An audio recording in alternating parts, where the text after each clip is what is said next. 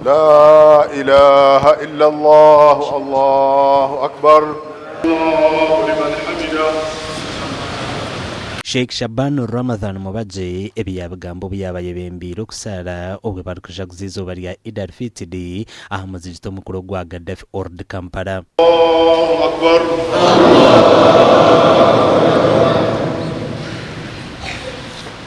Era twebaza abasiibye, tusaba Allah akkirize okusiiba kwaffe, era tusaba Allah subhanahu wa ta'ala asasule abo abagenze Makka ne bakola umura.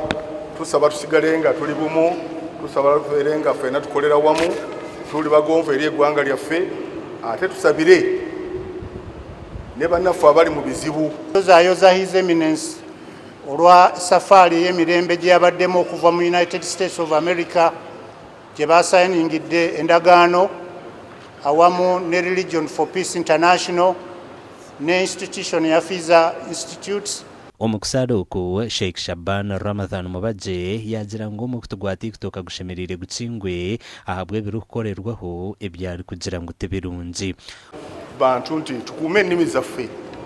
Ekizibu kyatujjira kye kya TikTok kati. Kyonoonya abantu empisa tekuli kirungi.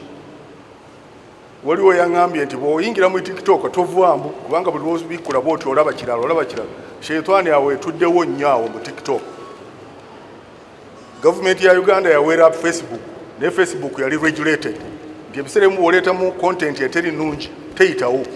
Naye ate TikTok erabika nga y'abantu bonna, abakyamu bonna bali mu TikTok.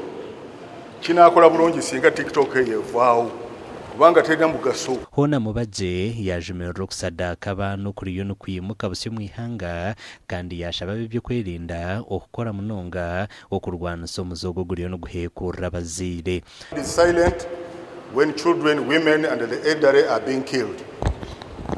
My appeal to the world leaders and those with power is to respect humanity. Kitambudde bulungi nnyo, kibadde kirungi, tekibadde mu buzibu. Batusibye bulungi. Tibo kitambudde bulungi alhamdulillah. Tusaba Mungu akkirize buli omwe duwa gy'abadde asaba. Alhamdulillah tetufunye buzibu bwonna. Alhamdulillah rabbil alamin. Allah akkirize okusiiba kwaffe. Baganda b'Abasiraamu tusiibye bulungi tewabadde buzibu. Amakulu agagasha kwa Jimmy Muhumuza.